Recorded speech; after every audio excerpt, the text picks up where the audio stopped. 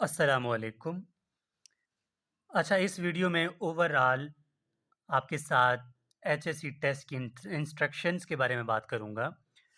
مثلاً کہ آپ ٹیسٹ سے پہلے کیا کریں گے، اور رول نمبر سلپ کسی کو نہیں ملا تو وہ کیا کرے گا، اگر کسی کو شناختی کارڈ ایشو ہے، یا سوال کیسے آئے گا، جو سوال سمجھ نہیں آ رہا اس کو کیسے سولو کرنا ہے، ٹائم کیسے مینیج کرنا ہے، مطلب اوورآل اے ٹو زیڈ انشاءاللہ آپ کو پراپر وے سے سمجھانے کی کوشش کروں گا۔ تو سب سے پہلی بات یہ ہے کہ آپ کا جو ٹیسٹ ہے وہ ہونے جا رہا ہے 3 دسمبر کو، ٹھیک ہے، جبکہ آج کی ڈیٹ جو ہے وہ ہے 1 نومبر، ٹھیک ہے، سوری، ہاں 1 دسمبر ہے، 1 دسمبر۔ تو اب آپ کے پاس آج کا دن کا کچھ ٹائم اور کل کا دن ہے، اور پرسوں آپ کا ٹیسٹ ہے۔ اب کافی اسٹوڈنٹس پریشان بھی ہوں گے، ٹینشن بھی ہوگا، ایک گھبراہٹ سی بھی ہو رہی ہوگی۔ دیکھیں، میں آپ کو سیدھی سی ایک بات بتا دوں نا، اگر آپ جتنا بھی ٹینشن لیں گے نا، اب یہ سولوشن اس کا صرف یہ ہے کہ آپ صرف ایم سی کیوز پہ گو تھرو ہو جائیں، ایم سی کیوز پریکٹس کر لیں۔ اس کے علاوہ ایسا کچھ بھی سورس نہیں ہے، اور ان ٹاپکس پہ نہ جائیں جن کو آپ نے ابھی تک نہیں پڑھا، ایویں ٹینشن میں جائیں گے پھر، ٹھیک ہے۔ سمپل سا آسان ہے کہ آپ جو ہے ایم سی کیوز پریکٹس کریں اور اس کی طرح خوش ہو جائیں، کوئی وہ اس طرح کی بات نہیں ہے۔ نیکسٹ پوائنٹ ہے کہ آپ کا رول نمبر سلپ، میں بیسک سے سٹارٹ کر رہا ہوں ٹو دا پوائنٹ تاکہ آپ کی چیزیں کلیئر ہوں۔ مثال کے طور پر کسی اسٹوڈنٹ کو رول نمبر سلپ نہیں ملا، ایگزامپل، ٹھیک ہے، کسی کو رول نمبر سلپ نہیں ملا، اب کیا ہوگا؟ اب آپ نے جہاں پر اپنے فارمز جمع کیے تھے نا، اسی کی ایک پرنٹ نکالیں، ٹھیک ہے، اس کو پرنٹ نکالنے کے بعد اپنے شناختی کارڈ اوریجنل، ٹھیک ہے، اوریجنل شناختی کارڈ اپنے ساتھ لے جائیں، آپ کو 100% چھوڑ دیں گے، ٹھیک ہے، یہ آپ کا سلوشن ہے۔ نیکسٹ پوائنٹ یہ ہے کہ ابھی آپ ٹیسٹ جیسے آپ سینٹر پہ جائیں گے وہاں پر کیا کرنا ہے۔ دیکھیں، بہت امپورٹنٹ ویڈیو ہے یہ، غور سے سنیے گا۔ اس ٹائم آپ نے نا سائلنٹ رہنا ہے، پہلی بات، کیونکہ ہم فرینڈ سے ملتے ہیں نا تو اچھا خاصا بولتے ہیں، ہنستے ہیں، ٹھیک ہے، تب کیا ہوگا، ہمارا گلوکوز لیول بالکل زیرو ہو جائے گا، ٹھیک ہے، ہمارا گلوکوز لیول بالکل، بولنے سے کیا ہوتا ہے، انرجی ویسٹ ہوتا ہے، گلوکوز لیول ختم ہو جاتا ہے، جبکہ برین کا کام کیا ہوتا ہے، برین کا کام ہے تھاٹس یعنی سوچ کو رکھنا۔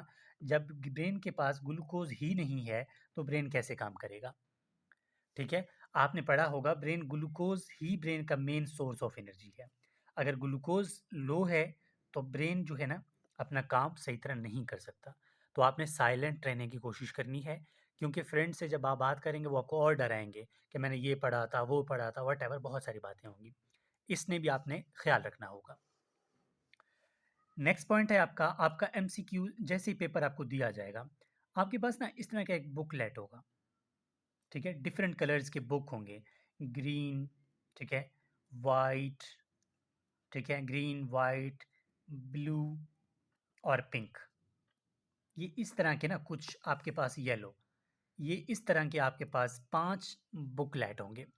جب آپ کے پاس یہ بک لیٹ آئے گا، آپ نے سب سے پہلے نا کھولنا نہیں ہے اس کو، ٹھیک ہے، رکھنا ہے اپنے پاس۔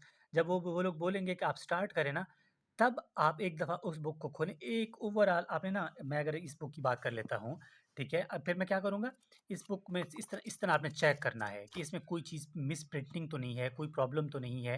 پھر جب آپ اس کو اوورآل چیک کریں گے نا، کوئی بھی کتاب میں مسٹیک ہوگی، آپ ان کو وائنڈ اپ کر دیں، دوبارہ دے دیں، وہ آپ کو چینج کر کے دے دیں گے، نمبر 1۔ اگر وہ ٹھیک ہے، پھر آپ اپنے پیپرز پہ اس بک کا کوڈ لکھ دینا، پہلے مت لکھنا، ٹھیک ہے، یہ پوائنٹ یاد رکھنا۔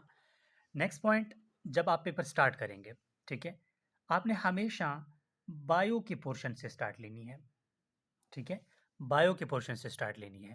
بایو کے پورشن کرنے کے بعد آپ نے نا سیکوینس کا بہت خیال رکھنا ہے، جیسے میں نے کہا بایولوجی کا سٹارٹ لینا ہے، ٹھیک ہے، آپ کے پاس ببلز ہوں گے 1 2 3 4، ٹھیک ہے، مثال کے طور پر یہ ہے 41 کا ببل، اور یہ ہے، ٹھیک ہے، 51 کا ببل۔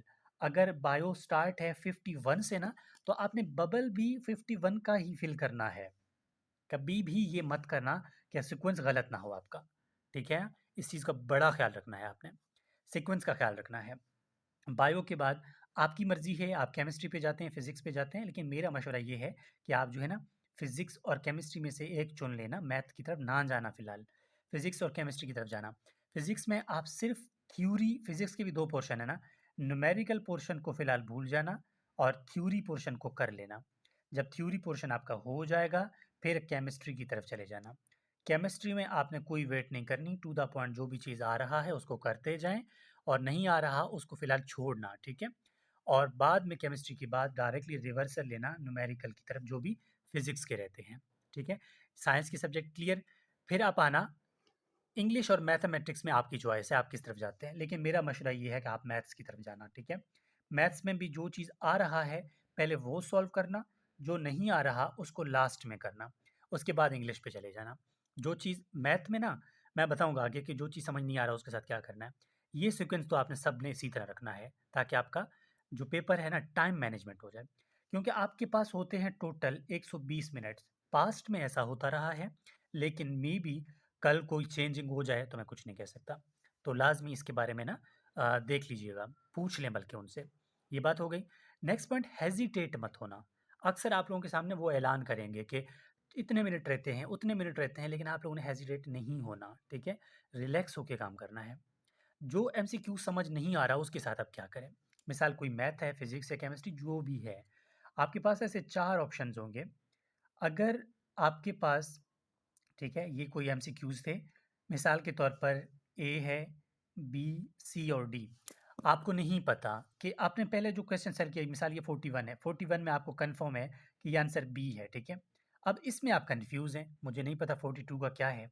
तो ट्रिक्स ये कहते हैं, ठीक है, कि अगर आपको बिल्कुल ब्लाइंड है ना आप, बिल्कुल ब्लाइंड, एक तो ये शक, ठीक है?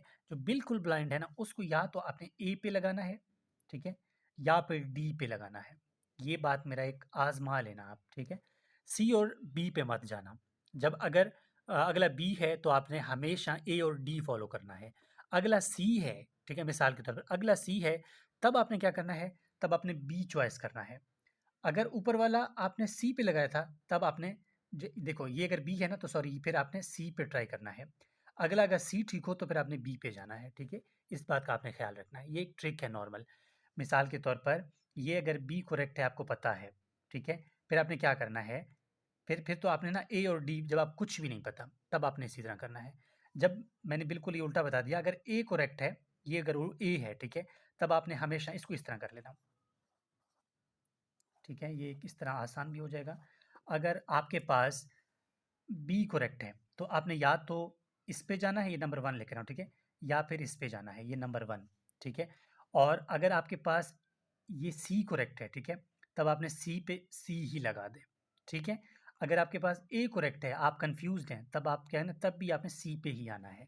और ये डी है ना, डी को हमेशा बी पे लाना है, ठीक है? अगर आपको कुछ नहीं आता, तब आप इस तरह कर सकते हैं, अदरवाइज़ जैसे आपको सही लगता है। ठीक हो गया? अब ये चीज़ें करने के बाद आपके पास बचता है टाइम। आई थिंक मैंने सारे सवालों के जवाब दिए, लेकिन इतना है कि अपना से बे फॉर्म, सीएनआईसी ये भी ज़रूर साथ ले जाएं, एक क्लिप बोर्ड ले जाएं। हाँ, एक चीज़ ये है, जब आप, ये मुझे स्टार्टिंग में बताना चाहिए था, जब आपका पेपर होगा ना 30 मिनट से पहले अपने पहुंच जाएं टेस्ट सेंटर, क्योंकि ट्रैफिक बहुत ज़्यादा होगा, ऐसा ना हो आप लेट हो जाएं, ठीक है? ये अपना लाजमी, अपना सी एन आई सी, ठीक है? और 2 blue pen, CNIC, 2 blue pen और स्लिप, ठीक है? और इसके साथ-साथ आपका अपना शनाख्ती कार्ड, बेफ वाले साहब का शनाख्ती कार्ड, ये भी एहतियातन ले जाएँ। ये आपने रात को ही हमेशा अपना सब कुछ तैयार रखना है। ऐसा ना हो सुबह अगर टाइम कम हो, तो आपके पास सारी चीज़ें मेंटेन हों, ठीक है? इन चीज़ों का बहुत ख़्याल रखना है। बाकी बस मैं यही कहूँगा कि जितना मुझसे हुआ मैंने आप लोगों को करवाया। HSC का सिलेबस ओवरऑल और जो भी गाइडेंस की वीडियो थी, वो भी मैं करता रहा और wish you all the best. यही टाइम है, बस शायद यही तक साथ था हमारा। मुझे भी दुआओं में याद रखें और ये मेरा व्हाट्सएप नंबर तो सब स्टूडेंट्स के पास होगा, इसको मैं फिर शेयर कर रहा हूँ, मेबी किसी के पास ना हो। तो बस यार, बस दुआ ही कर सकता हूँ आप लोगों के लिए। अल्लाह ताला आपको कामयाब करेगा इंशाल्लाह, हिम्मत नहीं हारना और मेरी ज़रूरत जहाँ पर भी पड़े मोस्ट वेलकम। शायद अब हम HSC के लिए वीडियोज़ ना बनाएँ, لیکن اگر کوئی نیا ایسا اپڈیٹ آ جاتا ہے یا پھر جہاں کوئی کنفیوژن والی بات آ جاتی ہے تو اب میں ضرور ویڈیو بنا کے آپ کو سینڈ کروں گا۔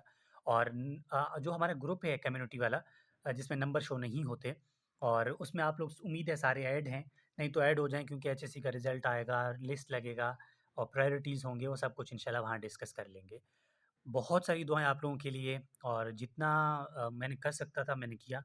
باقی آپ کے لیے میتھمیٹکس کا ایک ایک ویڈیو بنا کے رکھ دیا، انگلش کا بھی رکھ دیا اور سلیبس کا بھی بنا دیا، آپ کے ہر سوال کا جواب بھی دیا، جتنا مجھ سے ہو سکتا تھا میں نے کیا۔ میں بھی کوئی کمی بیشی رہ گئی ہو تو بس کیا کہہ سکتے ہیں، ٹھیک ہے۔ باقی اللہ تعالیٰ سے ہمیشہ دعا ہے آپ لوگوں کے لیے کامیاب رہے، اور مجھے بھی دعاؤں یاد رکھیں، میرے اپنے ایگزامز ہونے والے ہیں۔ میں نے کہا چلیں بھائی، اگر آپ لوگوں کا اس میں ہیلپ ہو جاتا ہے تو کوئی پرابلم والی بات نہیں ہے۔ بس پھر الوداع، اپنا خیال رکھیں۔